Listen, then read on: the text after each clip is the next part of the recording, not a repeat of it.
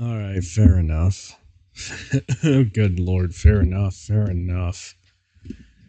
Oh, I love it when everything decides to break when I want to start streaming, but good lord. All right, let's go. Oh, dear lord. All right. I think we're ready.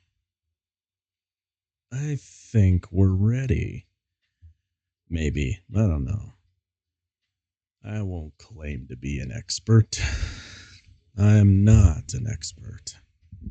But I will tell you what I am good at, debatably, is finding some weird nonsense to read for you guys. So, yeah. What's up, y'all? Welcome to the Byte the Robot Show. I'm your host, Byte. We got another... I got some specimens for you today. And them specimens are going to be fun, so I feel like we should just get right into it. No delaying. Keep procrastinating. Oh my goodness. I just now realized how big this window is. Hold on. Let me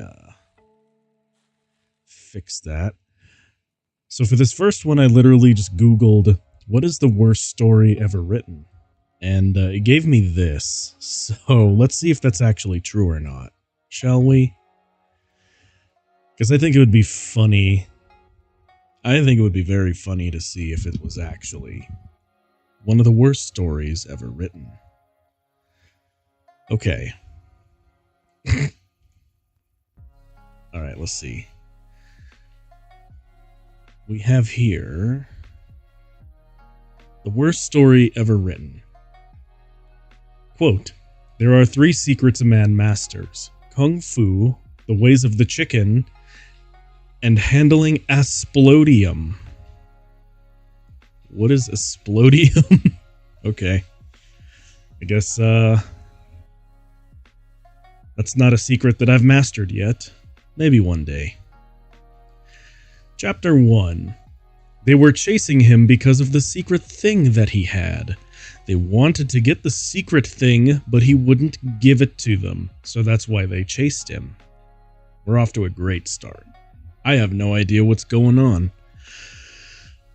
There were a lot of them, so he had to run really fast. They chased him all through this city that was like really futuristic looking.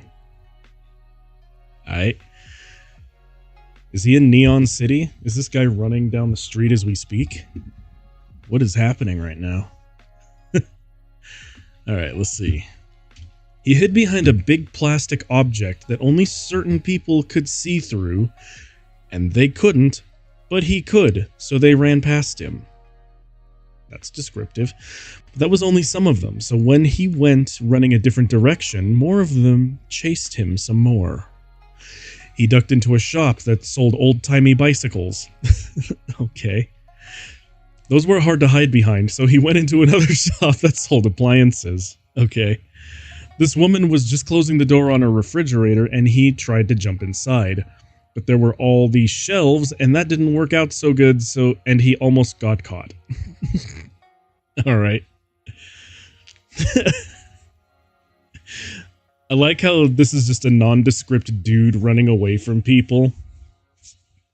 But he keeps, like, failing at every juncture behind bicycles and trying to jump in a fridge. Alright. But he ran some more out of the city and got to the water. And there was this really cool powerboat scene. Okay. They shot at him with future guns. Pew pew pew. And their future bullets were flying all over the place. Maybe they were beams. I like beams better than bullets, don't you? Sure. I like beams. They're very, very nice to look at. I'll give you that, author. So they shot lots of future beams, but missed him. But sunk the boat. Alright. But before it sunk, he jumped off into the water, and they thought he sunk with the boat and shot the water around the boat full of future beams. They made neat hissing sounds when the beams hit the water, but he didn't die because he had jumped off earlier, like I said, and was somewhere else. You are correct, he was somewhere else. Alright, let's see. He did get a really bad scrape on his arm, though. That's an important detail. We'll come back later. He swam back to shore and ducked into a store to catch his breath because he was tired, because he had been running and swimming. Is this a store on the waterfront now? He couldn't remember his name because that's what they did to him. He took off his shirt, and when he remembered, his mom had written his name on some of them. His name was LLB.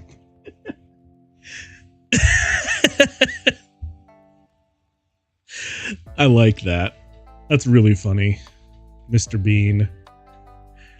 Oh my god, I swear, if they make a Mr. Bean joke later, I'm gonna lose it. "Can I help you?" she said. She was a really pretty girl, and he just realized he had ducked into a dress shop. She was asking him that probably because she worked there.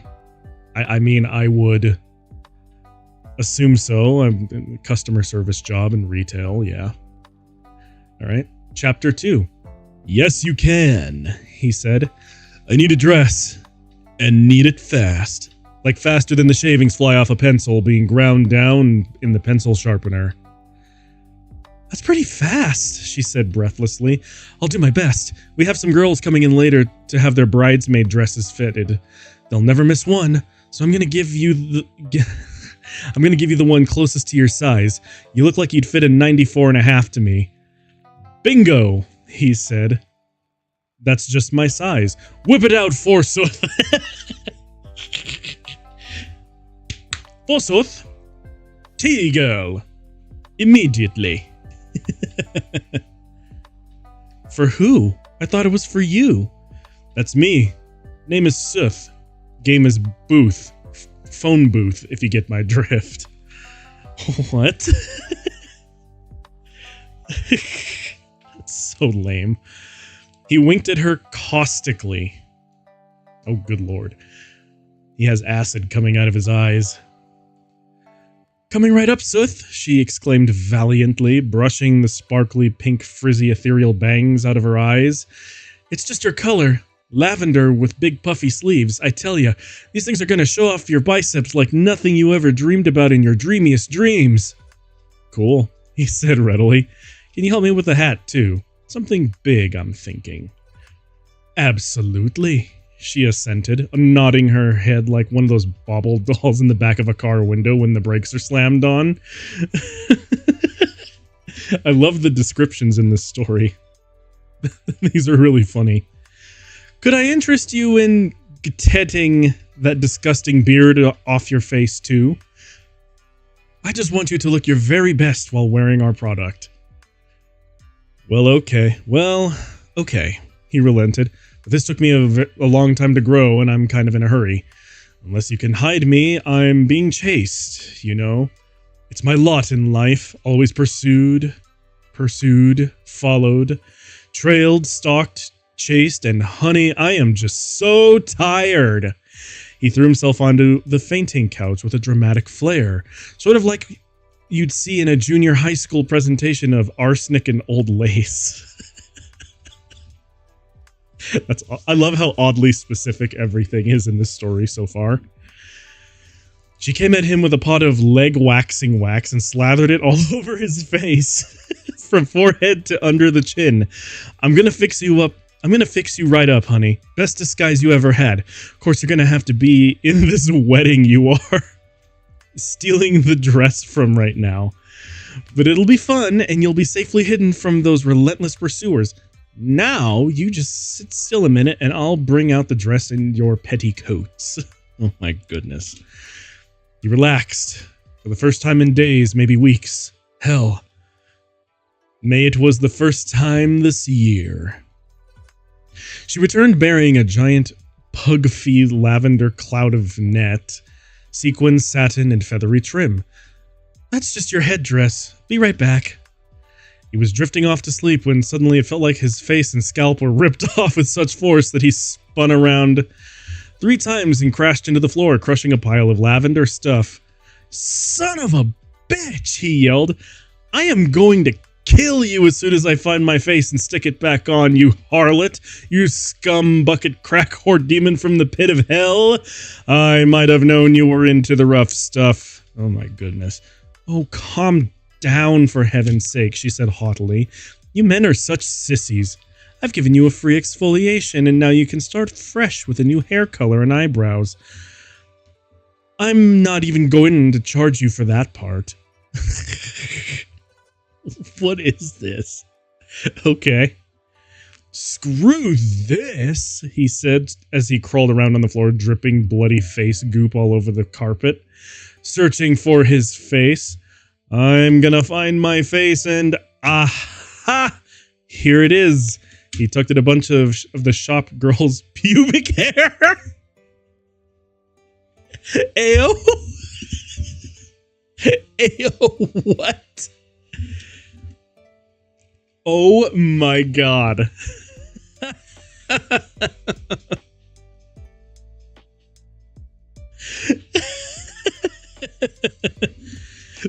Okay. Sure. Thinking it was his face. Hey! She shouted. That is not your face, and I did not give you permission to touch that. Her voice sounded like some sort of scary monster. Now you must pay! She gave him such a knee to his face space that he flew backwards through several walls before stopping. Just as well, he thought as he got up and dusted himself off. I need to start running again anyway. He ran towards a crowd of people and tried to blend in. They all walked to a park. There was a party going on and several family reunions.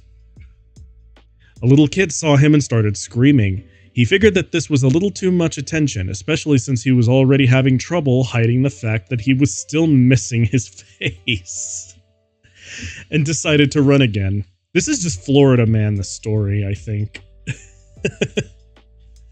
This time he found an open car and got into it. He was extra happy because the keys were already in it, and there was a hunk of meat, fries, and a small drink sitting in the passenger seat. He was so relieved because he was hungry and he went to take a bite of the hunk of meat. Suddenly, the hunk of meat's eyes opened and a mouth appeared on the box of fries, and the small drink grew a pair of ears and the mouth said, "You are lucky, friend. On a normal day, jumping into this car and trying to eat us would have gotten you shot with my buddy's gigantic earwax pellets." Okay. The small drink wiggled its ears threateningly. The box of fries continued. But since we were ready to leave the park anyway, instead you get one wish. And none of that using a wish to wish for more wishes shit either. Wowza, Sooth said excitedly. I wish I knew what to wish for. Done, the box of fries said. What? How? Sooth was confused. I don't even know what I wished for? Well, you knew something, the box of fries said, because look at what's shown up over there. The box of fries pointed at the windshield with one of its fries. Sooth turned and saw a line of dots. Chapter 4. A mirror. Finally, he thought, rushing to take a look. Staring back at him was a super handsome face. I thought his face was missing. Wait. I thought his face went missing. Because he had it waxed. Whatever, I'm not going to think of the logistics of this. He's talking to a box of fries, for God's sakes. Alright. Staring back at him was a super handsome face. Not too high on the forehead, nor too low were 2 orbs of dazzling violet. And above them, hair like freshly spun flax. Now I finally know what I look like. And have found a nifty way to convey this to my readership. In a way that is not at all obvious, he exclaimed. Oh my god. The box of fries rolled its eyes and gasped audibly, clearly sick of Sooth's shenanigans. It rattled itself as a rogue squirrel from the city park scampered past, but the squirrel wasn't even tempted. Meanwhile, Totally and completely unbeknownst to the box of fries, Sooth had fallen in love with his reflection. But most astonishing of all, his reflection had fallen in love with him and his tightly wrapped lavender biceps. He bent down to lick half of the face of the reflection in the mirror, which wasn't freshly waxed and plucked chicken looking.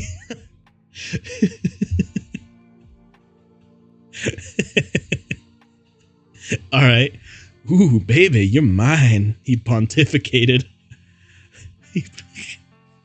He's pontificating, making out with his own reflection. What? But before Sooth in the mirror, Sooth can consummate their love for one another, a laser beam hit the upper eastmost corner of the mirror and reflected it off, narrowly missing Sooth's face. Hey, he announced, looking for the source of the attack. Below him on the grass was the box of fries, holding a wicked laser stun gun. Ha ha ha ha ha, laughed the box of fries. You didn't even know that I was part of the enemy that was frantically coming after you, the box of fries accused. No, gasped Sooth. Yes, replied the box of fries. How can this be? Asked Sooth incredulously. It's simple, started the box of fries, 3 dots. Another chapter 5, another 3 dots. Deus ex machina, my friend. Deus ex machina. Finished the evil box of fries as it unloaded a vast array of lasers, perforating said car and nearby landscape, making it look like... Making it look not unlike a fine fromage of the Alps. Swiss cheese. In parenthesis. Okay, thank you for the clarification. Luckily, boxes of fries tend to be very slow runners, particularly while madly cackling, as they were wont to do. Sooth booked it and used his handy-dandy parkour training to flip around on stuff and lose the evil box of fries, which was quite difficult in his big frilly dress. Breathing pretty darn hard against a brick-faced building, he took a chance to rest and remembered his dear love. Mirror him, winked and batted his eyes and gave him a come-hither stare. Consummation time. He closed his eyes and kissed for all he was worth. That's when he realized he was kissing a cold, inanimate object, not mirror him. Suddenly, his senses came back to him. That dress shop must have been filled with some kind of hallucinogen vapor. Maybe it was the dress. Was it spiked with chemical crazy-making devices? He stripped down to his boxers just in case. Then he lit a cigarette, breathed in the nicotine-y goodness, and then used the lighter to burn the dress so he could stay warm. God. What is this story? This story's actually kind of funny, but I'll save it for the end. He crouched down on his haunches and warmed himself at the lavender dress sidewalk fire. Sooth became lost in thought. The dressmakers must have been part of SWARM, the people he had stolen the thingy from. Man, they held a grudge. One little thingy and death to Sooth. Hold on, he thought. I'm not Sooth. That was my brilliantly improvised pseudonym. I'm actually LL Bean. He'd never been so grateful to have his name back. Wait. It hadn't been easy growing up. Ladies love Bean, but just because his mother really liked LL Cool J was no reason to go through life with a name like Ladies Love. It stirred many disturbing childhood memories, which he was grateful to have, as it meant his mind was returning to normal, but far too painful. So he stuffed it deep back down inside. He had more important things to do, like not dying. Yep. That's 100% true, I think. And keeping the thingy away from Swarm. SWARM. That's the ticket. Having been lost in thought for several minutes, with several painful childhood PTSD flashbacks in parenthesis, he noticed he was 1. Naked in his boxers with his thingy-laden man's carryall, and 2. There was a small crowd of people pointing and giggling at him, aside from the few who pretended he didn't exist. As he looked at his watchless wrist, said, Well, would you look at the time? And whistled, swang his arms with a clap or two, and nodded at the gigglers. Once away from the crowd, he ran at full speed. Okay. And there he was, the most wretched hive of scum and villainy in the city, Starbucks Alley. That's really funny, okay. An entire street, both sides of Starbucks, all competing with each other. The delicious, dark, roasty smelling bastards. He had to tread lightly, but damn it, he was LL Bean. He went into the first Starbucks, hung out near the bathrooms, cold-cocked a hipster, pulled him into the men's room, and stole the hipster's clothes. He slipped out like an obese, clumsy ninja and went to the next Starbucks to get a latte.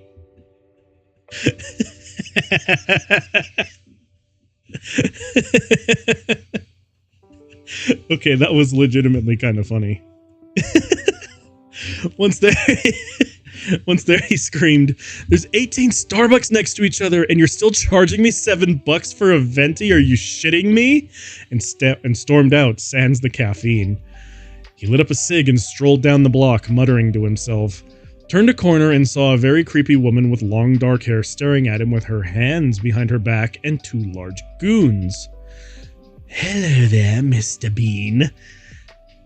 "Who the fuck are you?" said LL, slinging his man's carryall behind his back as he prepared to fight or flee.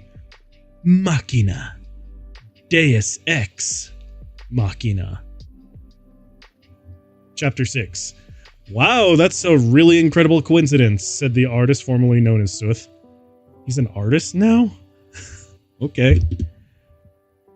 "I've heard that recently somewhere, although I can't think of where at the moment." "I'll take the thingy now," Machina muttered menacingly. "That's a really fascinating name," he replied. "What does it mean exactly?" Line of dots. "No, wait, don't tell me. I'll look it up on my incredibly expensive pocket electronic device. I keep forgetting I have this thing. Give it up or die. And I don't mean give it up in that fun, spanky kind of way."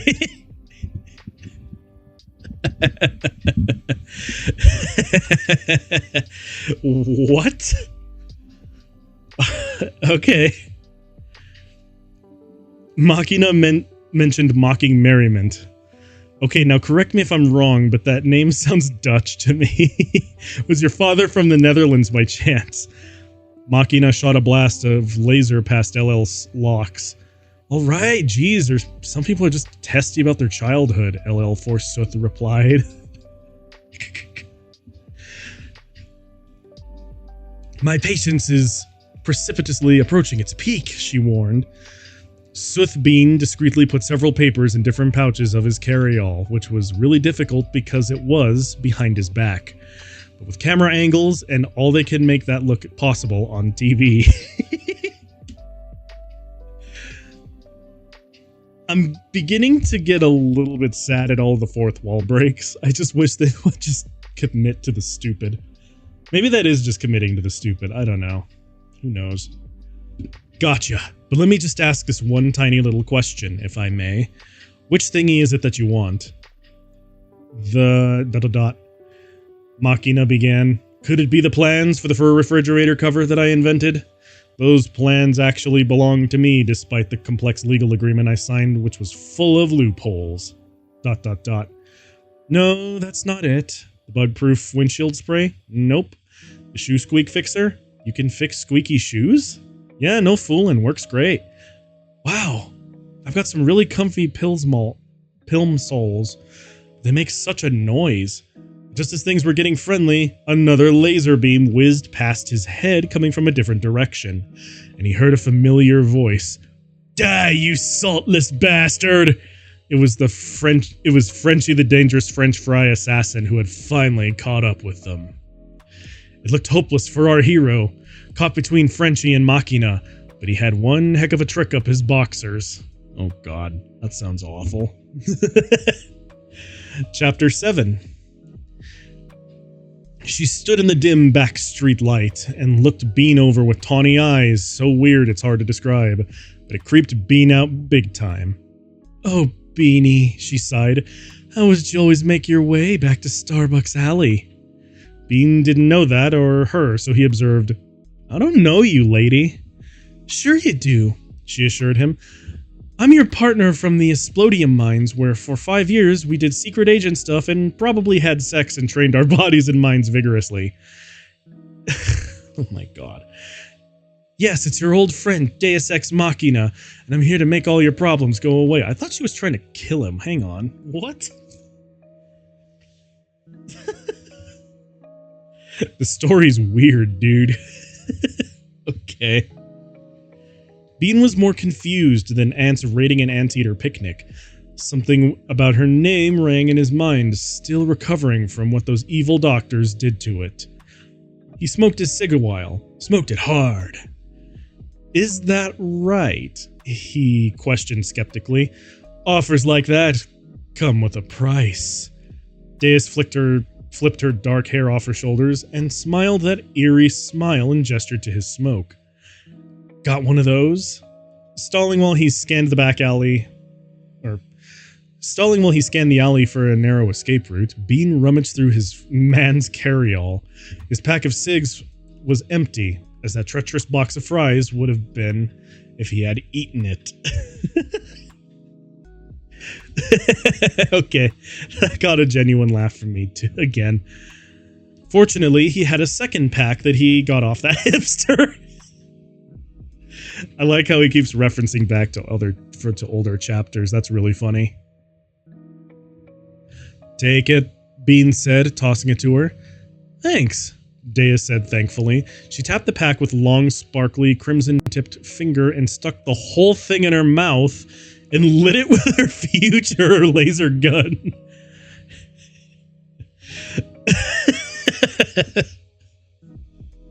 That's an image.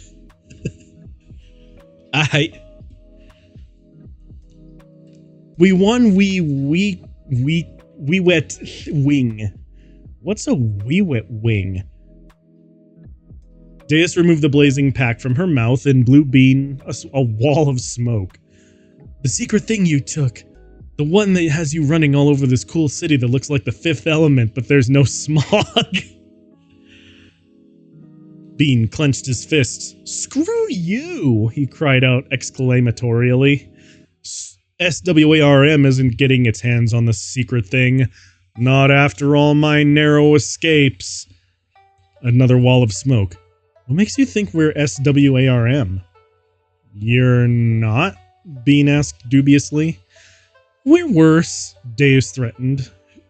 She ground out the smoldering pack on the greasy pavement. And you were the worst of us all. We have all the answers you seek for those they made sure you forgot. God, Bean wished he could remember those things. Anything. He longed for his gorgeous face in the mirror, and the peace he would know only when the darkness in him was expunged and the deaths avenged. Deaths! Yes, there had been deaths. He swore to avenge, but who?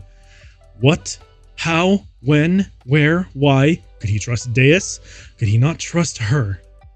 What should he do? Deus did something vaguely sexy. All you have to do is hand over the secret thing you took.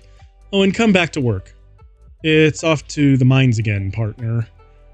Like hell, Bean screamed from the part of his soul that screams with the best adverbs. You magnificent bastard, she said aloud. Get him, boys. The goons rushed him, but Bean laid on a few kung fu moves and all suspended up in the air. But the goons fought like that too, and after a lot of air fighting, Deus blasted Bean with her future laser. Ouch, Bean complained. And after that, he was unconscious.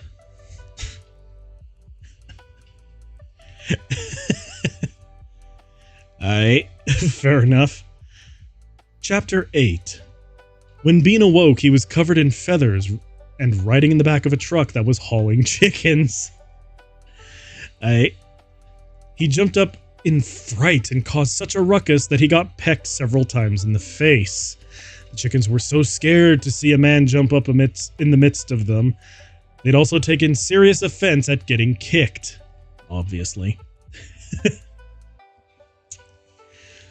Bean apologized to the ones he'd kicked, especially the two sisters he'd kicked particularly hard in the stomach, and shook wings with the others who would accept it. They all somehow understood him when he asked them where they were going. He was incredibly excited to see the comprehension in their little beady chicken eyes.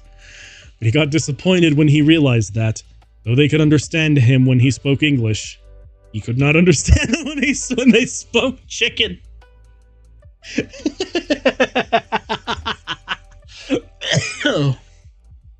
Okay, that was funny too. That was like an anti-joke. Their answers were a cacophony of clucks that left him all confused. Suddenly, the truck came to a stop. Because Bean was so scared, he asked the chickens to hide him.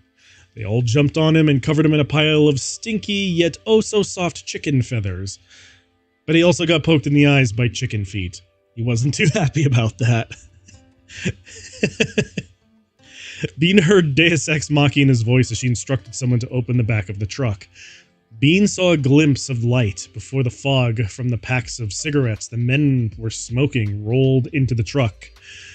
Bean wondered what was up with everyone smoking whole packs at a time, but decided that paying attention to what they were saying to him was more important. It was hard to hear each other over the chicken, so two men drug him outside and threw him on the ground in front of Deus. "Are you ready for the second part of your torture?" Deus asked. "And what part would that be?" Bean asked. "The part you get rolled around in gelatin," Deus said. "The fuck kind of torture is this?" Alright. "The kind that makes you give us what we want." Deus took the fistful of cigarettes out of her mouth and tapped them to shake off the ashes. "What do you do next? Make me eat pancakes while covered in ketchup?" "Hadn't thought of that." Deus looked interested. "Maybe we could try that tomorrow." Deus stuck the cigarettes back in her mouth. Whiff woo whiv. Oh my god.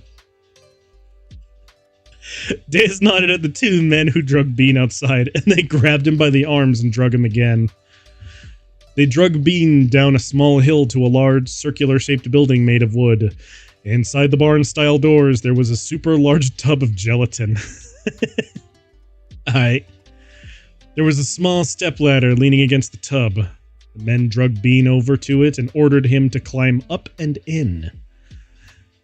Deus leaned against the wall and watched as Bean did as he was told. The gelatin was clear, so he could see straight through to the bottom. And at the bottom of the large gelatin-filled tub was ... another cliffhanger. Chapter 9 ... The reflection of popular TV reporter Jiggly Wiggleswell.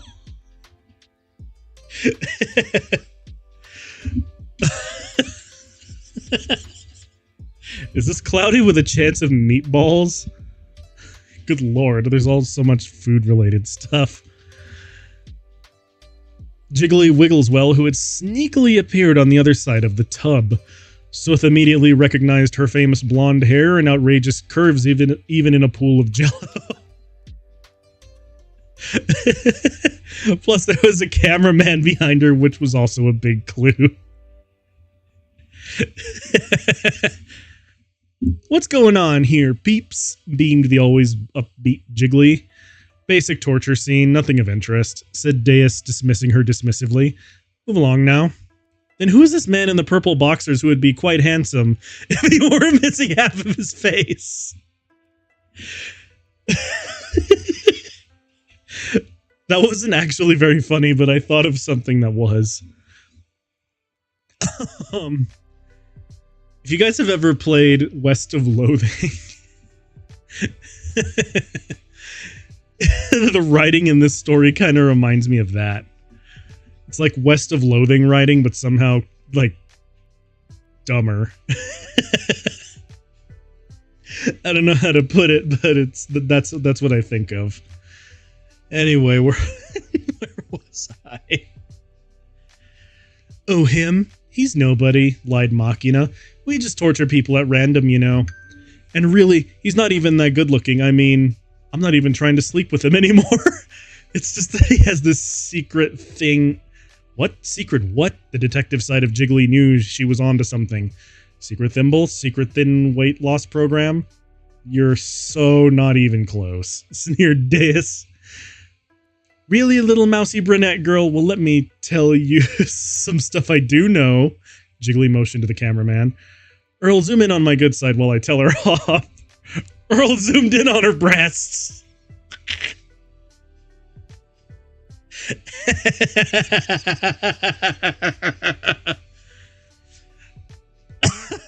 What is this? Jiggly turned back to Deus. For one thing, nobody uses gelatin in torture anymore. That's so yesterday. Do not. Uh-huh. No, no wait, Yup. Nope. Unless, ... There was a long pause. You're supposed to say unless what? Commented Jiggly. Sorry, I lost whose turn it was. Replied Machina. Unless you're a part of the underground resistance fighting the Starbuckian Empire. What is this story? Whoa, that's just silly. A nervous Machina replied. Her goons tried to laugh unsinceredly. That's just about the funniest thing I've heard in a long time, she continued. But Jiggly was not to be deterred, even though she didn't know what deter meant.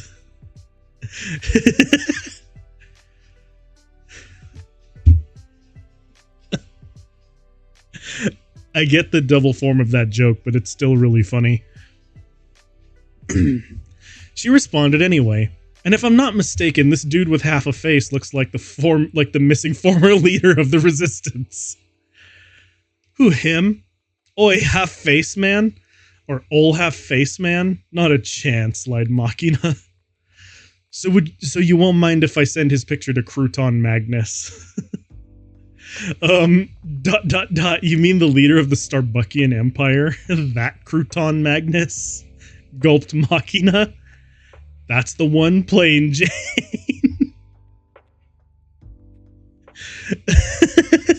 I love how there's still a cat fight going on while they're talking crap about this most ridiculous stuff. Earl, get your camera off my boobs and get a good shot of him. But Machina had heard enough and leapt into the jello and grabbed Jiggly's perfectly styled hair and pulled her in. The two girls fell into the jello, making a splat. Get his photo, Earl, cried Jiggly, trying to get up. Machina tried to reach out to pull her back down, but only resulted in ripping off half her wrinkle-free blouse. Earl's camera stayed trained on the girls, and the goons all gathered around cheering as the two girls tumbled around in all sorts of sexually suggestive ways. It was getting really interesting until... Another cliffhanger, ... Chapter 10. Machina jumped out and shouted, Okay, enough of this providing the readers with our own little private porn dreams and about Jello wrestling. We have business to attend to here. Jiggly floundered over to the edge and clung to the step ladder on the side of the tank. What business would that be? She queried. This just happens to be the top secret location for the U.S. Olympic synchronized Jello dive team.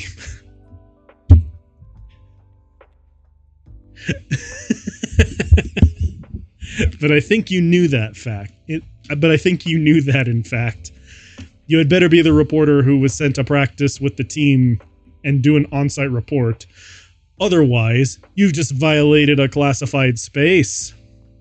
Might be a spy from some enemy country, and will have to be detained indefinitely.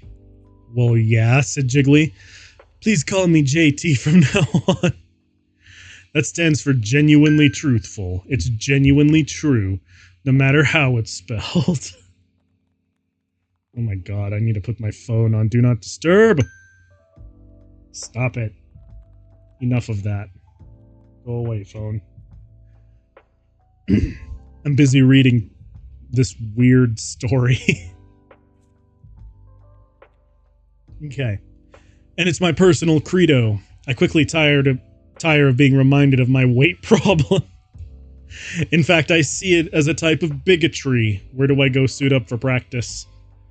Nobody said you had a weight problem, though we can help you with that if you like. If you'll just step this way, one of my attendants will be happy to provide you with your dive suit. Well, JT struggled into her dive suit, which consisted of industrial strength Spanx knit into a shape like footed pajamas and decorated to look like a Starfleet uniform.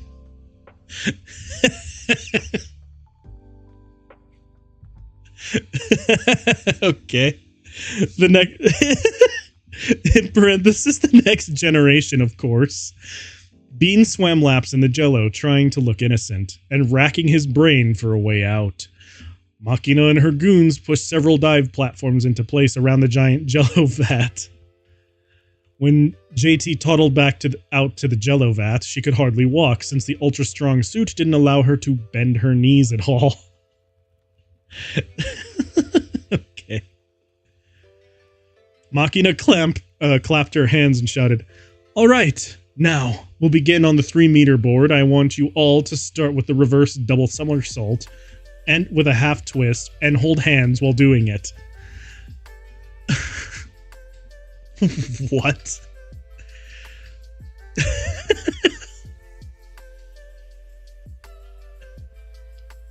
Bean slowly climbed out of the pool, wondering how the hell JT was going to climb up 3 meters without bending her knees. He had stuffed his man purse into the back of pants, giving his butt the appearance of and contours of a lumpy bread box. "How's she gonna get up on the platform?" he asked meekly. "You're gonna carry her, smartass," rejoined Machina. "On your back." "Happy to," muttered Bean while JT clung around his neck. He began to climb slowly. She was rather heavy, and as he climbed, she swung out slightly, each time coming back to thump against his man purse butt.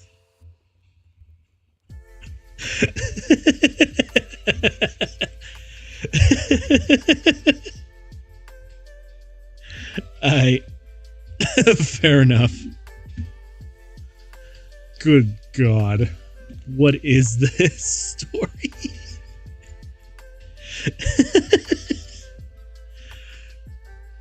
Oh my God.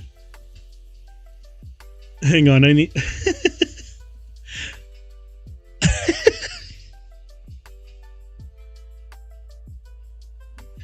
Okay, so the thing that I was thinking of just now is that this is a very funny story, but it's also like, it feels like, I mean, this is written like it's intentionally done, whereas Starkit's prophecy was unintentionally funny, which made it funnier. Am I making any sense? I don't know. I'm gonna continue though, because this is god dang ridiculous. This might be the only one I have time for today, honestly. Who knows? Thump against his man purse butt.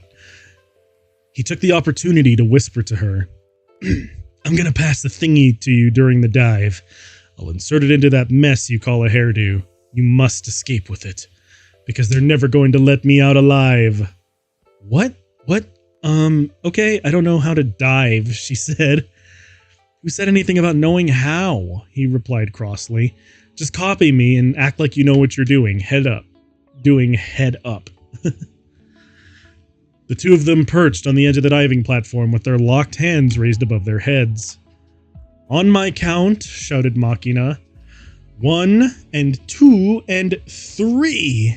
Now dive. Bean gave JT a little shove and jumped off after her. "Not like that," he yelled, tumbling after her and forcing the thingy into her voluminous hairdo so that it was firmly anchored to the base of her neck in the collar of the dive suit. They hit the jello hard, both landing on their backs and screaming with all their might. Bean left her lying in the jello and made his way out of the tank and complained, "I need a better partner. She's worthless."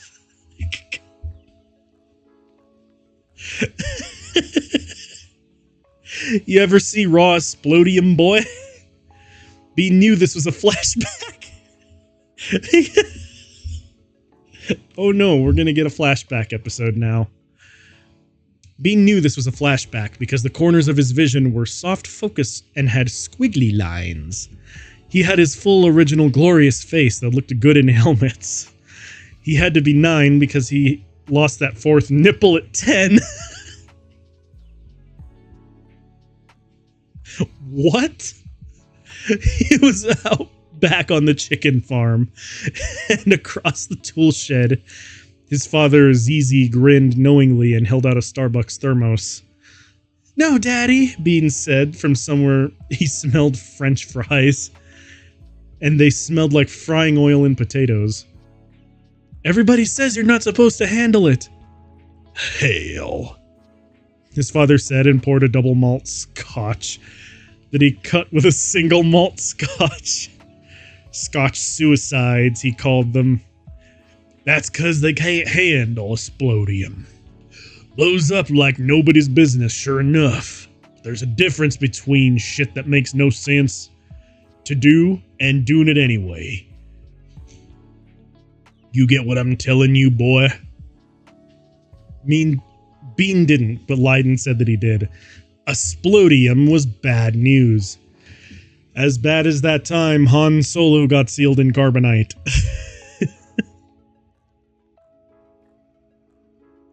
This story's so stupid. A nugget like that, a nugget like the thermos would take out the shed and most of the coops. A chunk the size of a future baseball could destroy the big SWARM installation that comes later in the book. What? This is supposed to be a book? That's... Oh my god, okay. Bean asked his dad to mix him a Scotch suicide. "Why the fuck not?" His dad agreed and poured Bean one. "It'll burn them extra nipples off ya." "I hope so." "How I lost mine." Truly a wonderful father-son moment.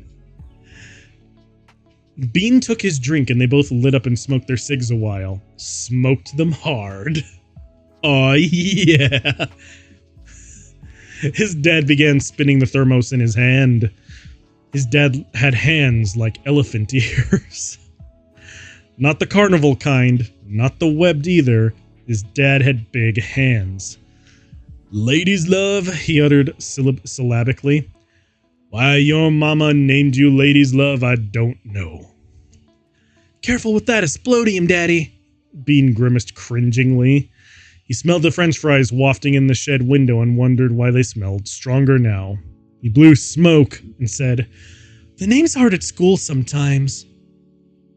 "What you do about it?" "Last kid I broke in half with my kung fu." "That's the style," said his dad as he began to unscrew the thermos. "Son, there are 3 secrets a man masters. Kung fu, the ways of the chicken, and handling Explodium." Bean thought his father was full of wisdom and that it would be a shame if something terrible happened to the man he idolized. So he said so aloud. "Daddy, you are so full of wisdom. It would be a shame if something terrible happened to somebody I idolize so much." His father got that look when it was an important moment. "Son, there's stuff you need to hear. Important stuff about me and your Uncle Crouton and the Starbuckians. I can tell you now, nothing's stopping me, but first I'll say this." His dad lit a cig off the last and knocked back his Scotch suicide. He poured another and took the Explodium sliver in his hand. "Sometimes a man finds himself on the run with something secret. It all looks pretty bad. Maybe his mind's been erased and he's swimming in a mess of jello with laser fire every which way and not a damn thing in his carry-all, and somebody done ate half his face. You following me, boy?" What is this? Bean nodded with his head. The French fry smell came again. like from right outside the shed. That's what a man does. That's when a man does something nobody expects, his father asserted forcefully. He smoked and drank and toyed with the explodium.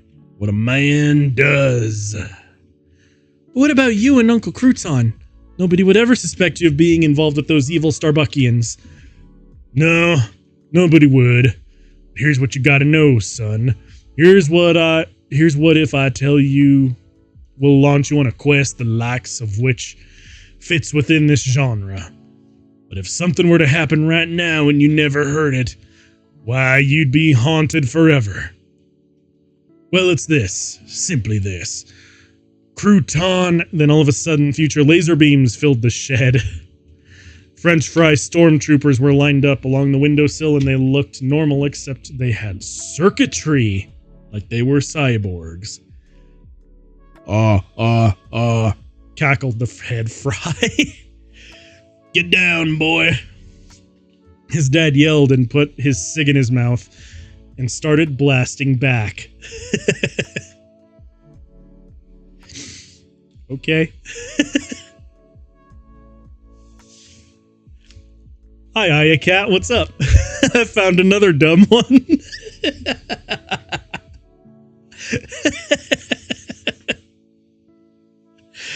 This one's a lot less funny than Star Kits and is a lot more coherent, but it's almost as stupid.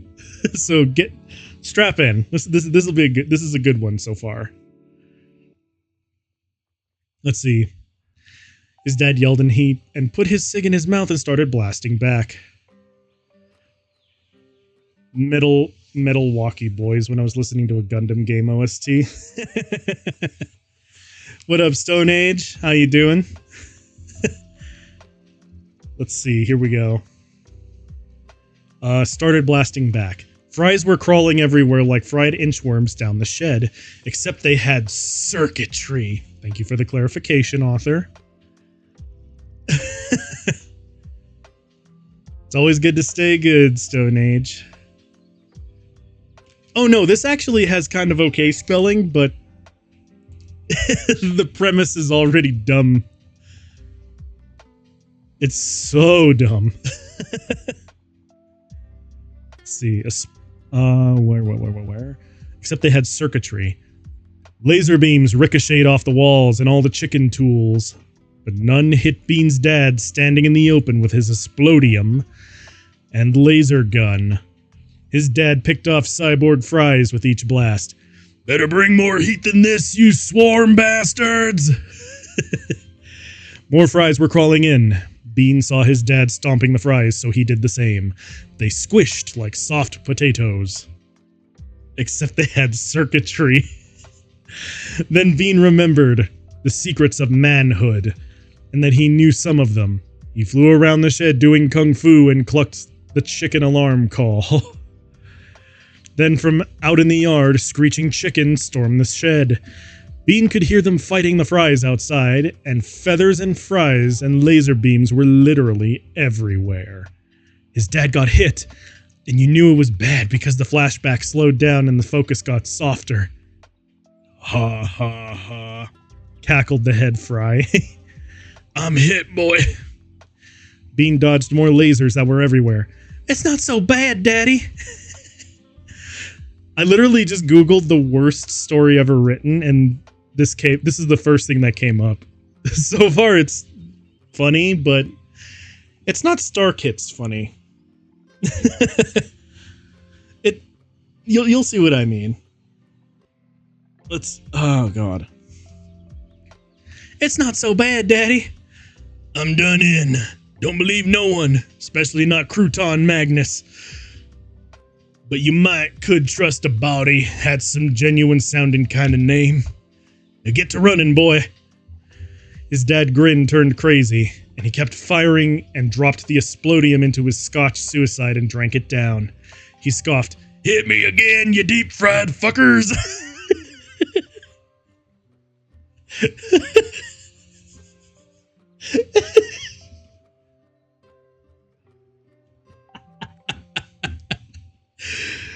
Oh, I love this. Oh my god. The Fry stormtroopers didn't know future lasers made Explodium explode, so they kept firing everywhere. Bean couldn't leave his dad, but his dad drop-kicked Bean out the window. Onto the barnyard where the chickens were eating up the cyborg fries. Boom! Exploded the shed explosively. The fiery, blazing inferno of a blast wiped out all the fries. Bean hurtled away at high speed along with squawking chickens, thinking about how very, very crappy it was that his father exploded. That's a way to put it. Bean swore in mid-hurtle to get a lot of revenge someday. Bean hit his head against coop debris, and then the flashback was over. It was time to do the one thing absolutely no one expected. I think I'm expecting it, though. Chapter 12. In front of Bean, Deus Ex Machina was grinding out her pack of cigarettes. Well, don't just stand there. Say something. Tell us. Is Nathaniel an acceptable substitute for your jello diving routine or not? Bean blinked and shook the fuzzies from his head. Sorry, some jello got in my ears. I didn't hear a word you've said. That's funny conceptually because I like to think that while he was having his nom flashback, he literally was just standing there awkwardly staring at this Deus Ex Machina chick.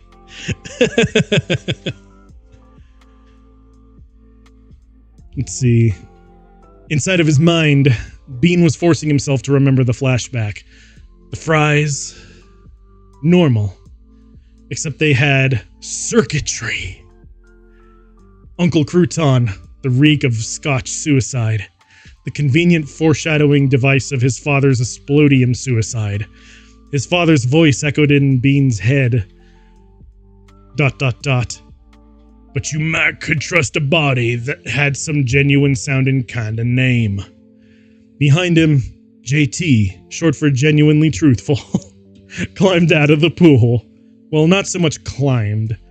She kind of pulled herself out of the pool like some kind of slug and rolled into a standing position.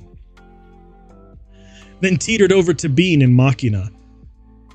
No way, that was a fluke. You can't replace me with Nathaniel. Genuine sounding kind of name. ... Genuine sounding kind of name. ... Nathaniel's name was the most genuine sounding of anyone in this entire story. Yeah. Yeah, sure. Oh my god. That's so stupid.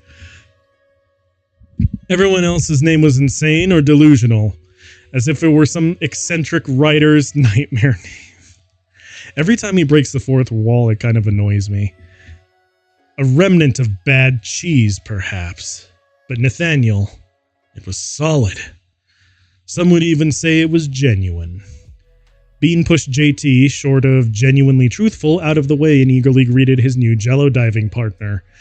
He had to get some time alone with him to plot how to steal the thingy back from JT, short for genuinely truthful. Let's practice right now. Machina nodded her head as she stroked a pack of cigarettes the way that guy from Inspector Gadget stroked his creepy hairless cat. Yes. Practice, that's right. Practice. The story is so stupid. Oh man, I love it, but it's stupid.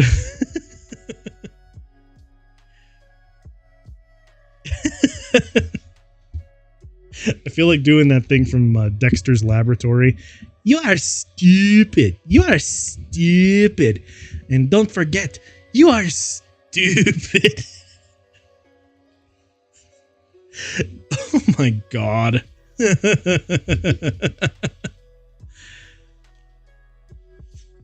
Oh Oh, dear. Okay. Nathaniel, jello diving, practice. From the sidelines, JT looked worried. But more than that, she looked constricted. Maybe even constipated. That Spanx suit was no good for anything except giving her a Barbie figure and perhaps constipation. And now Bean was climbing the ladder with Nathaniel. Nathaniel! Who had heard of such an absurd name before? Nothing good can come from this. Up on the ladder, Nathaniel insisted on carrying Bean on his back. It's the least I could do after you were saddled with that unfortunate, genuinely truthful woman, he said.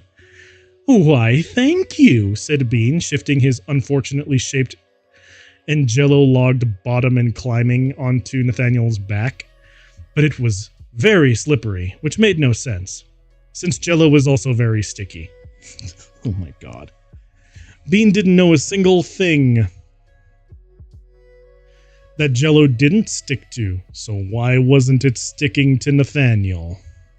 Bean apologized as he dug his fingers into Nathaniel's slippery shoulders and clenched his knees around his chest. Bean and Nathaniel paused, for all the ladies reading this, to take a moment to imagine the scene. Ropey man legs, slippery chests, etc., etc. What the heck is this story? Before Nathaniel began the climb, perhaps Nathaniel moaned, or perhaps Bean did. Maybe they both did, or maybe you're just imagining it because you are a dirty, dirty girl who gets off on slash fiction. Whatever. Bean totally does not judge.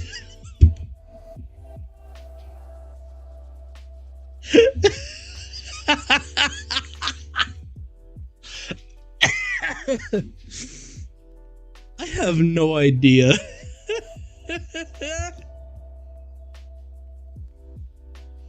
This is so stupid. Okay.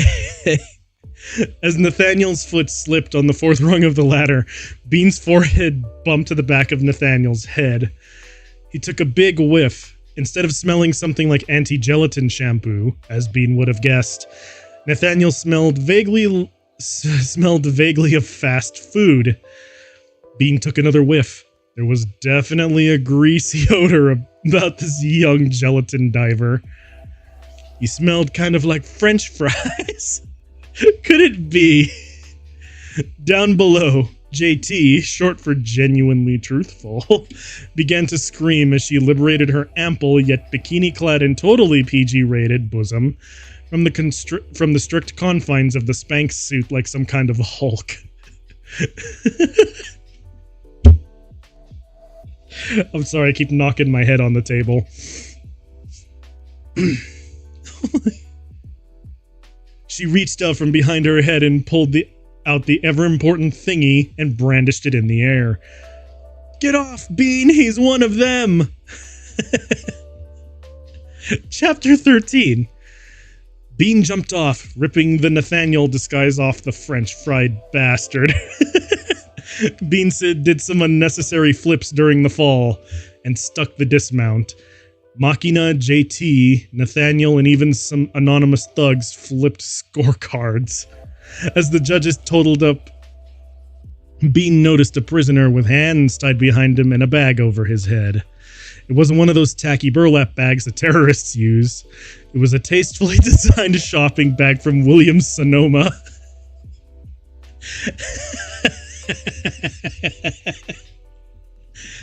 Okay. Bean's scores came in, and he did pretty well, but it was not the time to contemplate his score. It was the time for things to happen, dadgummit. Good lord. Bean threw the fries disguise at Machina, blocking her view, and ran towards JT. Close your eyes! He grabbed JT and threw down a flash grenade, blinding everyone. He dropped down and lifted bag-faced guy in a fireman's carry over his shoulder. They ran down the hall and could hear Machina and her thugs to pursue. It quickly became apparent that this place was a maze of tunnels. There were lots of pipes and the occasional steam, bad lighting, and things were very dirty as they wandered around the tunnels.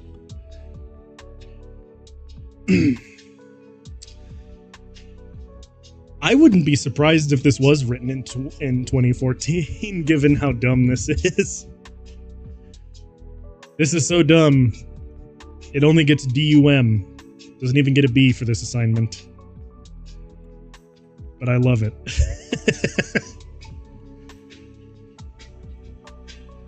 Okay. It was pretty apparent that no one knew their way around, as Bean, Bagface, and JT were quickly lost, but so apparently were their pursuers. So it looks like we're lost, said LL Bean. I've never been to this part of the US synchronized Jello dive team complex before. Perhaps I should do a report on it, government waste and all. Yeah, maybe. But wait a sec. Do you still have the thingy? I put it back in my hair. She pulled it out, and body parts bounced egregiously. They may have even used CGI to get the ripples right.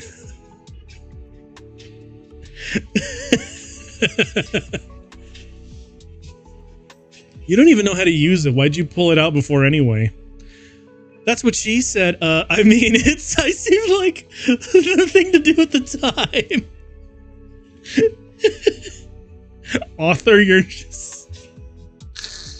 Author, you're dumb for putting on "that's what she said" joke in there. Okay.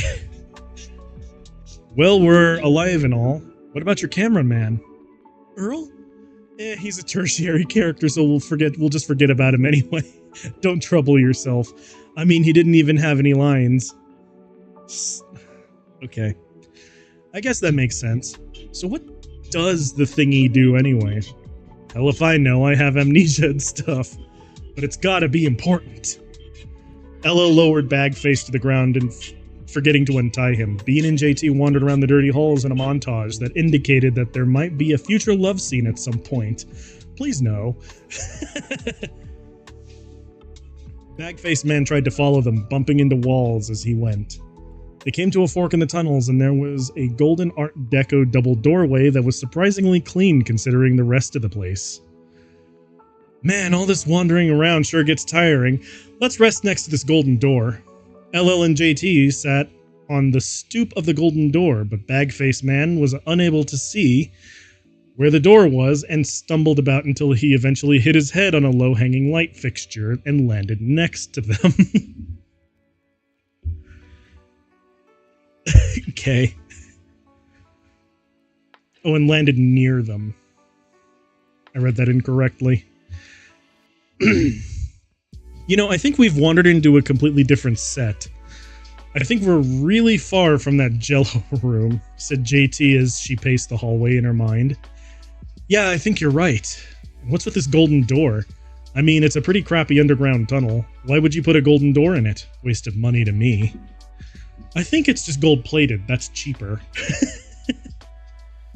As Bean and JT gave each other flirty looks, the lump known to them as Bagface made a noise. Did he just say something? He probably just farted. No, I didn't, mumbled Bagface. Bean jumped into JT's arms in fright. She dropped Bean, and they both walked over. Bean turned him over. Thank you, my young man. I've been listening to you flirt and prattle on, but I detect that you would be sympathetic to my cause. I can't talk for long, as having a bag over my face and many other wounds is quite painful and tiring. You seem to be doing all right so far, snarked JT. Shut up, I don't have much time. And he coughed out for several seconds. Mercifully, Bean pulled the bag off him, revealing a simpler plain brown bag, but with holes cut for the eyes.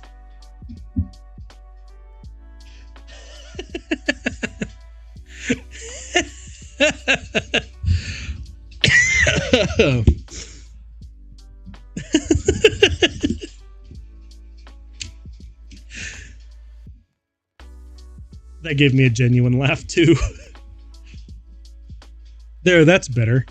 I'm Gregor Gravitas, former and hopefully future leader of the Apollo League. Who the heck are they now? We are the premier Starbucks Empire Resistance group, except no substitute. That bitch Machina was a mole for the Starbucks Empire and is planning to take over the Resistance and destroy it from within. We cannot let that happen. You must help me fight for truth, justice, and democracy instead of dark roasted dictatorship. Well, I'm in, smiled LL Bean. Me too, bounced JT. A sudden look of surprise and realization came over Gregor Gravitas. Your ladies love Bean, aren't you? Why, yes, how'd you know that? Because you are one of our agents. What have they done to you? My poor boy. I really can't remember, but I'll take amnesia and wounds that have healed surprisingly fast due to movie magic over a permanent bag face anytime. Point taken. The last I saw you, I sent you to steal the Eschaton device from the SWARM courier before he delivered it to the Starbuck Empire. Do you still have it? JT took the thingy out of her hair. That's it. Wow, you are just full of information.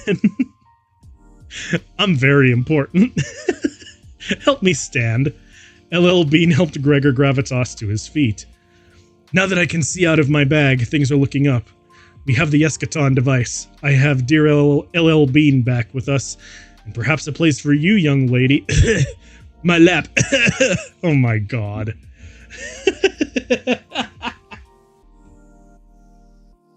Shut up.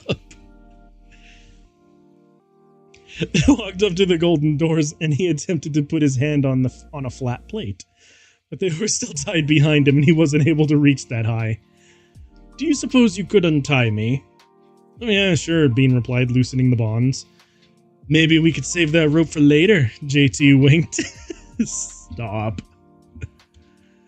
Bagman placed his hand on the plate. A golden metal hand emerged from the wall near the plate, and he did one of those fancy handshakes that only... Oh, wow. That only black people knew. The golden doors opened. Welcome to the super secret back door to the ultra hidden underground base of the Apollo League. And then JT kicked Gregor in the nuts for the my lap comment.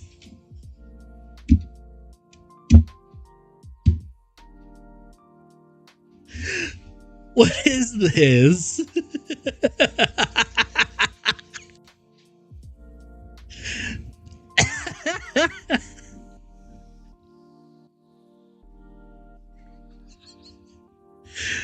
Why did that make me laugh?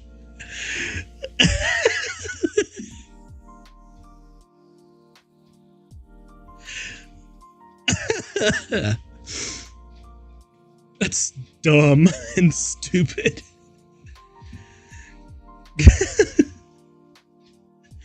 Gregor crumpled to the floor, cursing in ways that will ensure a mature audience rating. The highly secret twin golden doors swung open, and clouds of cloudy stuff drifted out. JT locked eyes with Bean and leaned into him with a nudge. What do you suppose is behind all that swirly smoke stuff? She purred. Amidst groans, Gregor answered, There's a wealth of knowledge about the history of the Apollo League. Any important... Apollo League? That sounds like a hair club for men, joked Bean. Or a Ron Howard movie starring Tom Hanks and Kevin Bacon. She giggled. Author. Stop. The smoky clouds continued to drift out around them. Information about your father that could reveal, continued Gregor. I'll bet that's not even real smoke or clouds or whatever it is. Probably dry ice from a disco. I'll bet there's people dancing in there right now. Bean slid his arms around JT's waist, swaying with the imaginary music as the clouds continued to surround them. I thought I heard them playing Night Fever inside, she replied. No, I was staying alive. Pretty sure it was night fever. She wrapped her arms around his neck. His words melted into a kiss. We're in a war.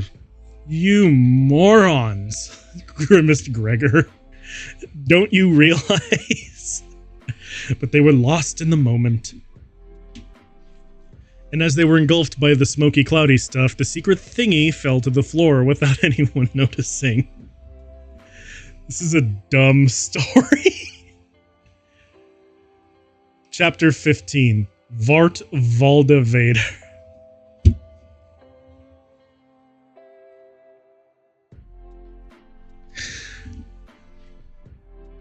Is this gonna be a Darth Vader proxy?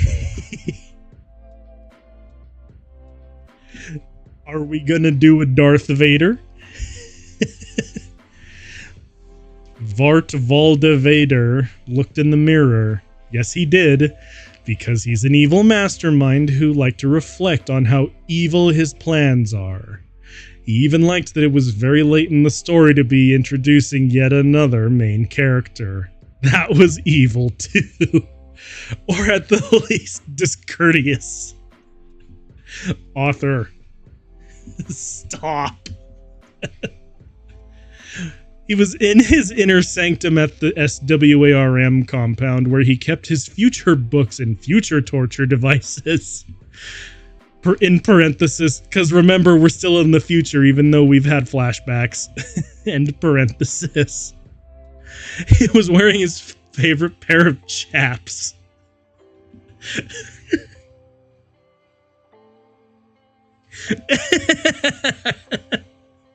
What?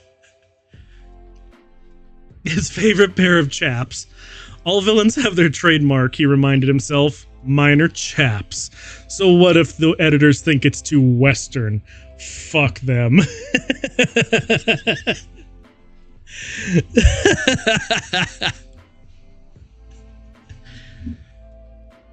It was here in the SWARM compound wearing his chaps that Valda Vader felt his most evil. His head was bald and scabby. His veined and blotchy neck was crisscrossed with veins and blotches. You as a reader should be getting scared right now because this is one scary looking fucker in his chaps with all the bald scabbiness and the veined blotchiness going on. I mean, you might want to wear Depends when the story gets to where you understand his full evilness. The story's so stupid. He also had a scar on his cheek that was a parting gift from his showdown with the Bean Brothers. Crouton still hiding behind his Starbuckians in the funky cold Medina long ago silenced his chicken coop.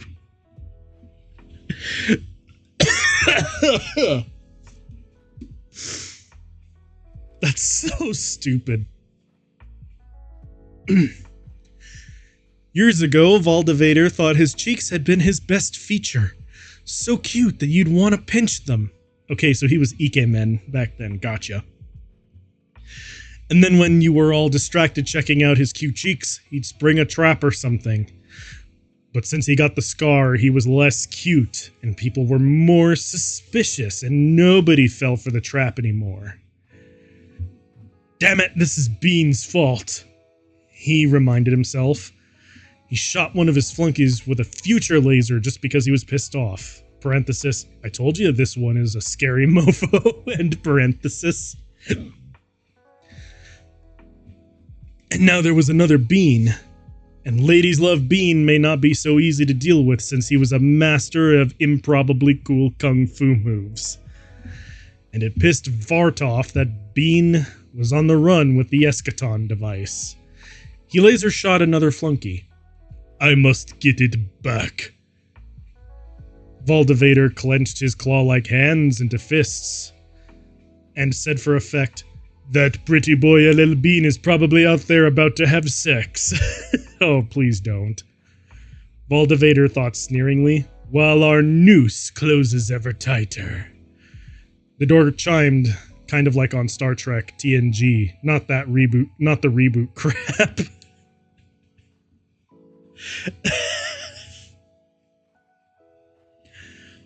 Author. You need to stop. You have to stop, author.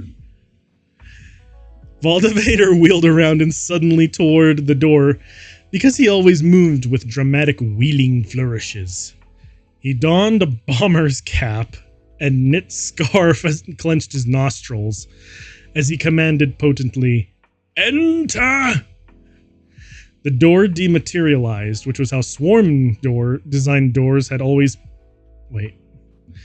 The door dematerialized, which was how SWARM designed doors, and always pissed Valdevader off, because then someone had to install a new door when he wanted to be alone with his evil plans, and shop for chaps. In his sanctum skulked the most beautifully vicious of creatures. Oko Yono!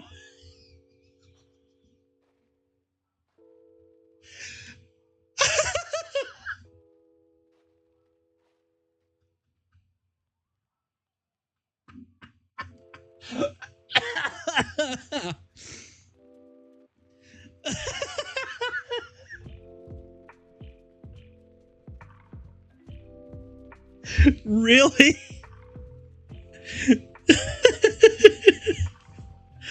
Yoko Ono joke, are we?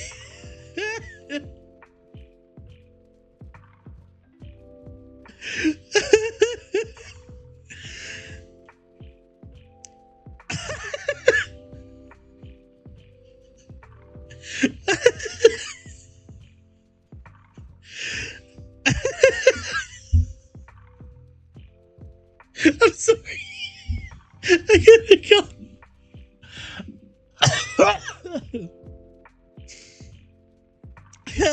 Oh my god. I got thrown off by the Yoko Ono reference. All the references were starting to grate on me. And then I think they finally broke me there. Oh my god, Yoko. I'm sorry, it's not Yoko Ono, it's Oko Yono.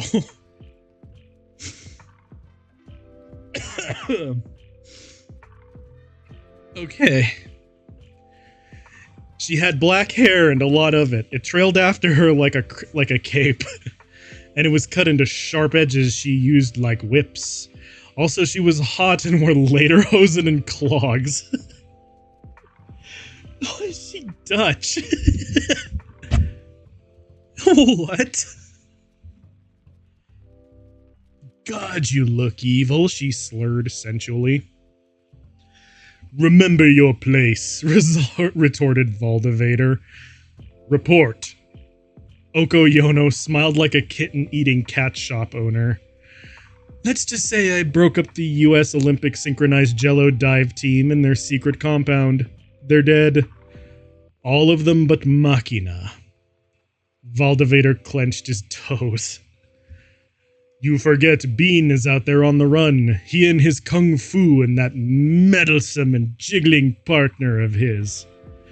We must find them and retrieve the eschaton device. It won't be long now. I keep almost calling her Yoko Ono. Oko Yono snickered friskily. And then I can unveil my terrible secret and hidden agenda. What's that? I snickered it won't be long now. I already thought that. Just now before you dissolved my goddamn door.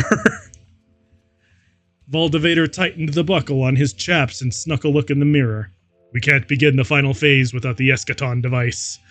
Look at us. We're sitting. Shit. What's a metaphor for stuck out in the open?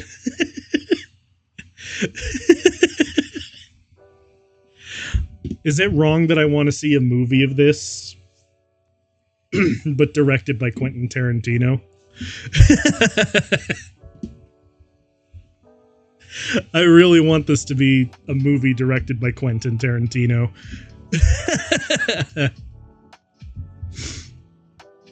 Ducks. Valdevader clenched his scalp, the scabs and creased skin writhing. He hated ducks and how their random silliness and cute babies sapped his evil. Ducks. He ground his teeth.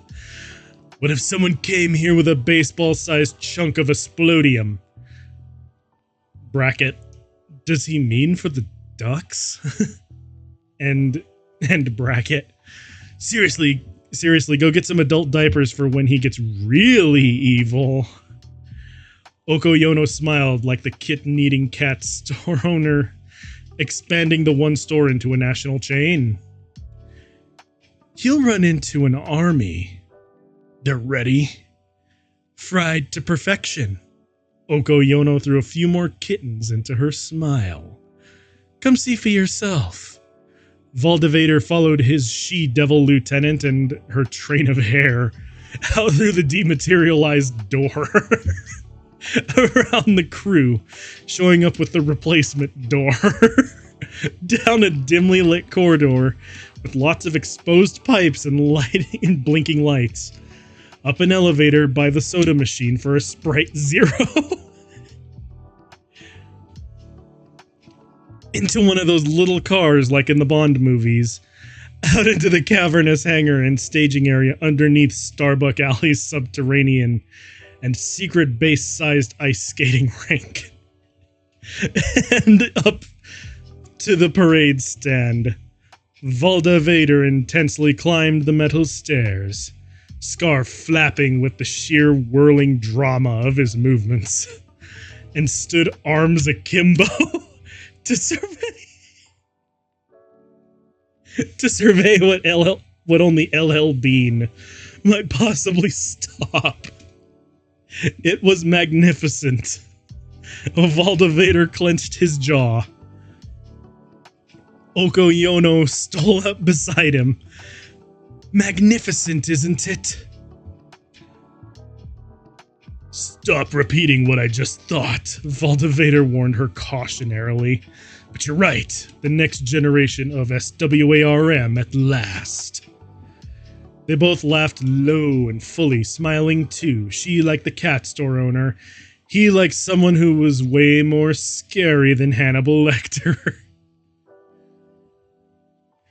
Filling the entire staging area, laser fittings at the ready, were myriads of French fries in formation.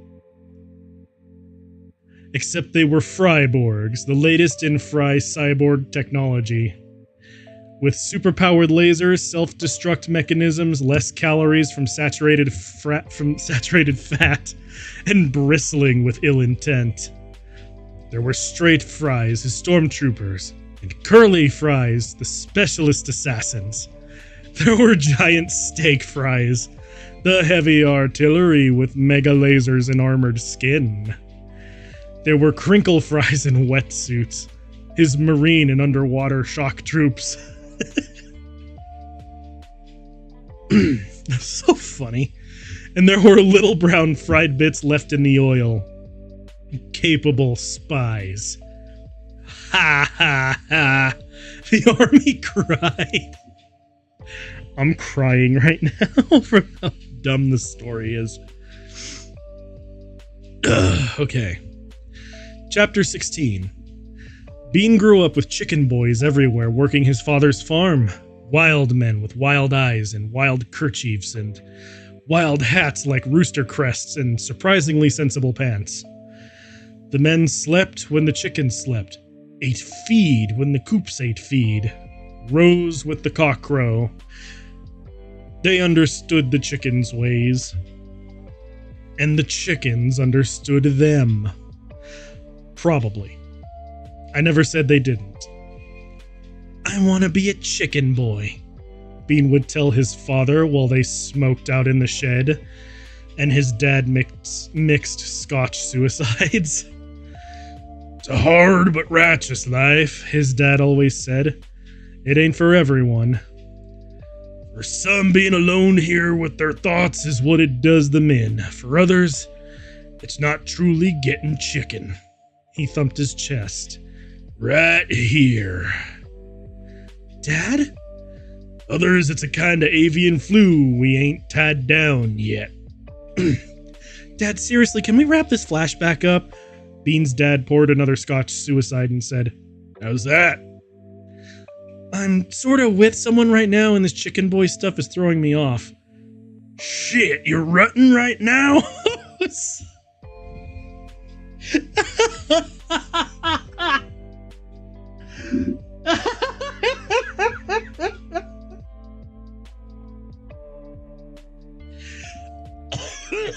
my god. Has that been a flashback while having sex? What is this story?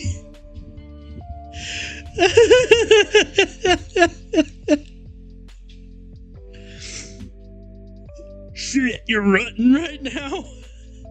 Big time. Hot damn, I'll make this quick. Find Crouton Magnus. There's gonna be a scary looking fucker coming after you someday. I mean, like, piss your pants scary, and I fear you'll need Crouton's help. Now get back to your business.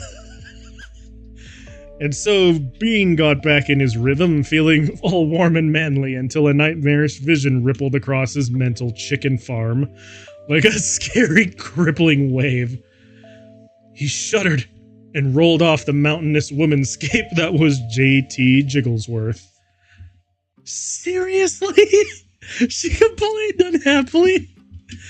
Bean sat up sweaty in the bed with the aluminum-looking sheets and space-age alarm clocks. Seared in his mind was a really scary, but vaguely familiar guy with a bald and scabbed head and an imposing set of chaps. Did you feel that? No, JT moaned moaningly. Not the good kind of moan she'd been working up to either. Please stop, author. Do we need to talk about something? It's not like that, Bean corrected. I couldn't focus because of an important flashback, and what had to be ominous foreshadowing. JT cleared her sweaty hair from her face. Because just so you know, I'm not cool with it. Stay with me. He was torn because JT was incredibly hot, but in his mind, still the scabby man in chaps stood arms akimbo. In case it isn't clear, arms akimbo in chaps came off as super scary, especially in this guy. Oh dear.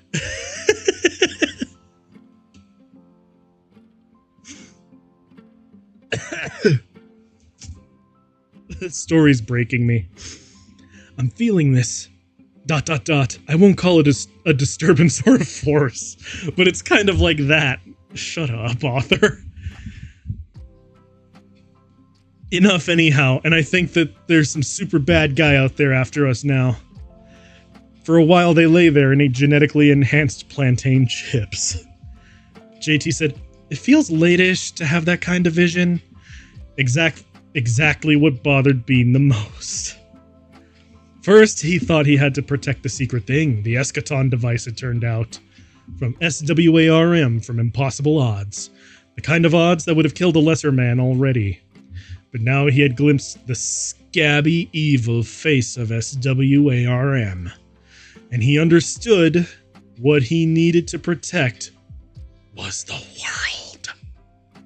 And to do that, maybe he needed to use the eschaton device.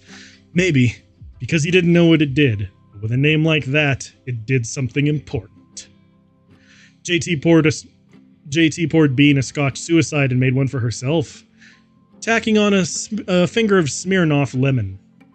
Briefly, Bean wondered how she knew what all made a Scotch Suicide, then thought the vodka looked good, so he had her add a splash. He drank and lit a cig and blew out smoke and said, You know how I think I can trust you? I'm genuinely trustworthy with a J. Bean nodded, not out of agreement, but because her name made more sense to him now. Wait, sorry. This story's breaking me. Bean nodded, not out of agreement, but because her name made more sense to him now. So he said, Exactly. It's gonna get tougher from here. Lasers, kung fu, explosions, and that guy in the chaps. I'm telling you, he's bad news. It's not my first tough assignment, JT said. And suddenly, it was her point of view. What? Okay.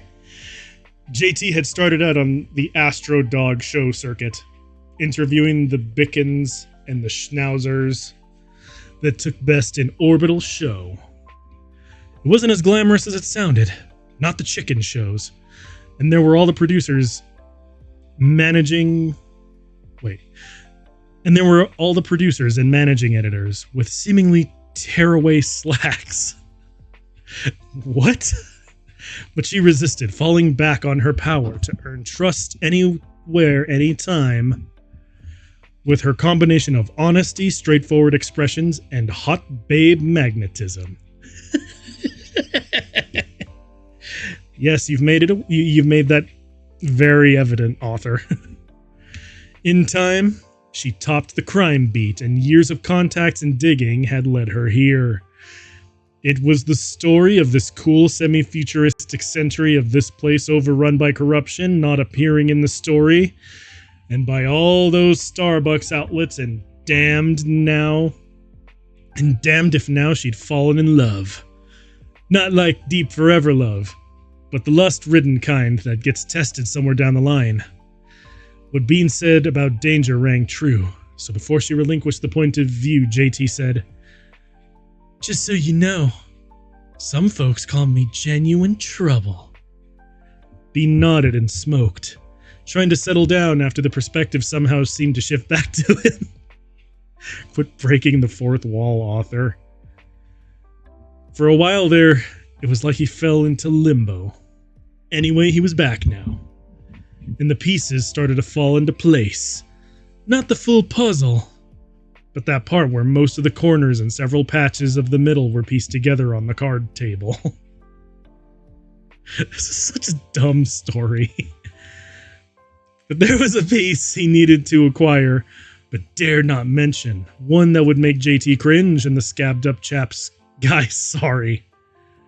For a moment, Bean was 9 again, and back among the chicken boys on the farm. He saw all backlit and cinematic, his father asking him, "You ever handle raw explodium, boy?" How much more is there? Oh, this is the last bit. Okay, cool. Yeah, I think I'll just finish this up and then we'll call it a stream. And then I'll read the other thing next time. Holy crap. Chapter 17. What? Deus Ex Machina said. She stopped her rant about finding Bean and braced her cat-suited form against the shiny space-age conference table. Not easy to do with the towering flame and cellophane fumes coming off of the lit pack of cigarettes in her mouth. I forgot that was a thing for a second. Around the Starbuckian underground situation bunker with exposed pipes and blinking lights and baristas. Her surviving goons, their own packs of fire in their mouths, each looked at each other for support and shrugged shoulders that could carry tea services. What? One ventured cautiously. Deus shuddered in the aftermath of the vision. The horrific leering and scabby visage of a man in a bomber's cap and chaps. And wheeling around with random suddenness but keeping his arms akimbo. Her dormant sensitivity had erupted like this only twice before, when her cheerleading for the Starbuckian Empire high anti-grav field hockey team ended in the IMAX grade shoot-'em-up that signaled the revolution had begun. And during her first time with Bean, that last one kind of petered out when somehow Bean lost his timing.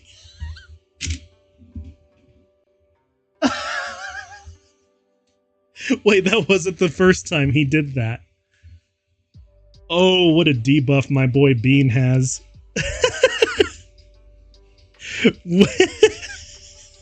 When you have a flashback in the middle of 6.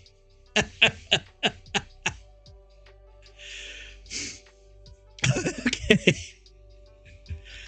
Deus sighed out a cloud of smoke, dropped her pack of cigs and her signature salmon macchiato.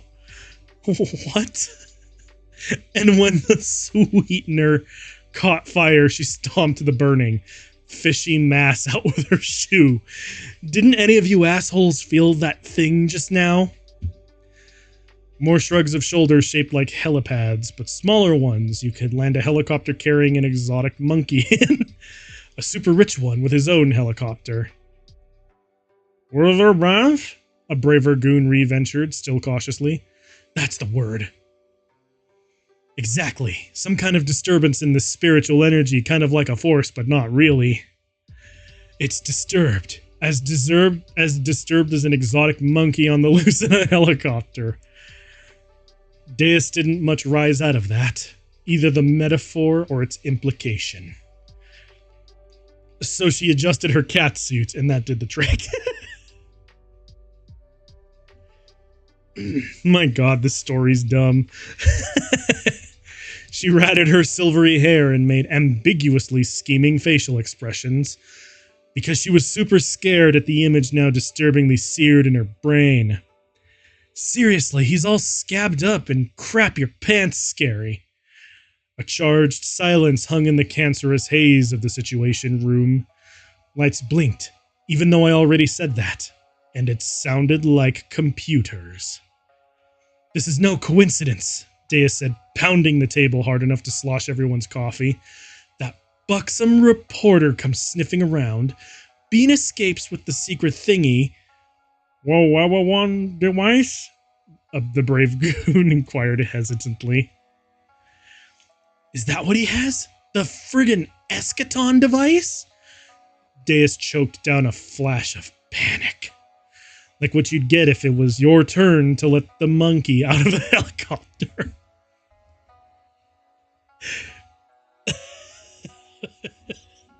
What is this? Shit. And now the scabby guy? I mean, I can't describe just how terrifying he is. Is. And with those arms akimbo, I bet he's the one who wiped out our people at the Jello tank. Warp wash wow? Later, Deus said. No one knew, not Bean nor Crouton, or her cat, Sir Lixalot. Please stop, author. Of her latent sensitivity and connection to the force, not force. Both Swarm and even her own Starbuckians harvested those psychic gifts as fodder for what so far might seem like a purposeless war in existence. She would find her life energy slowly sucked dry in a hospital bed, as covered in diodes and drip lines as the guy who let the monkey out of the helicopter. Never again would she be free to think her own thought. Wait, what happened? She just suddenly starts dying? What the heck? Okay. Sure. Never again would she be free or think her own thoughts. Never again would she see or smell, or taste, or touch, or hear Bean. Never again would Bean draw her near and explain the ways of Chicken and Chicken Boy. Never could she speak to him the three words buried so deep inside. Tutti frutti. Oh, Ruti. Excuse me? That's so fucking stupid. I'm sorry I said the F word, but this story's killing me. And not in the fun way. Wee qual wuton wagwus? The brave goon asked bravely. Machina had dreaded that inevitable question. She feared Crouton Magnus, Starbuckian overlord. Even though they dated briefly and decided to just be friends, Crouton's neediness and tendency to cry ended at the bedroom door. Out in the hallway and down the stairs,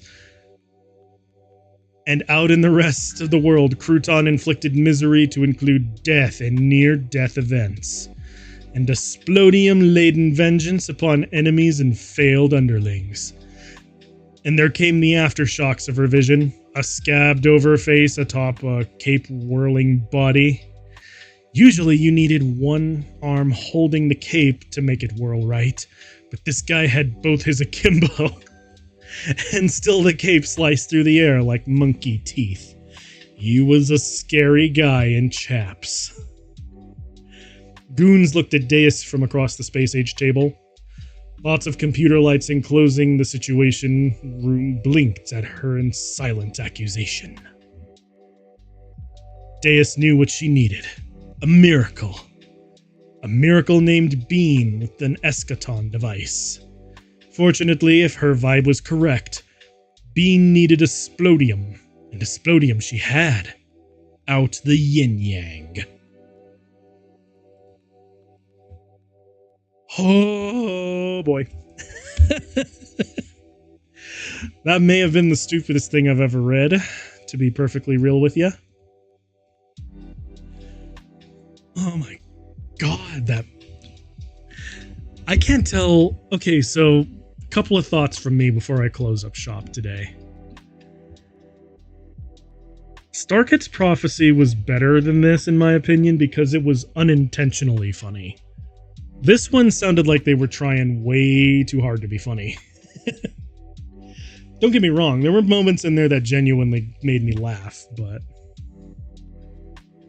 I don't know, I feel like I didn't like how they kept breaking the fourth wall, and then after a while it just kind of got tiresome. Especially with all of the, like, references. I get that references can make a story, especially like satire like this, really funny, but... I don't know, this time it just didn't feel right. So anyway, that was the worst story ever written that I found on Google. Not the worst thing, to be fair. Definitely stupid, though. It's definitely one of the stupidest, goofy stories I've ever read. So, I think I'm gonna call it here now. I need to lie down. Thank you all so much for watching. If you like what I do, just follow me here on Twitch. I got a YouTube where I upload the VODs. And I also got a Twitter account, or X, or whatever it's called this week. Check me out there too. Until next time, this has been Byte the Robot, signing off. Make sure you master your kung fu, your chicken, and your explodium. Peace out, y'all.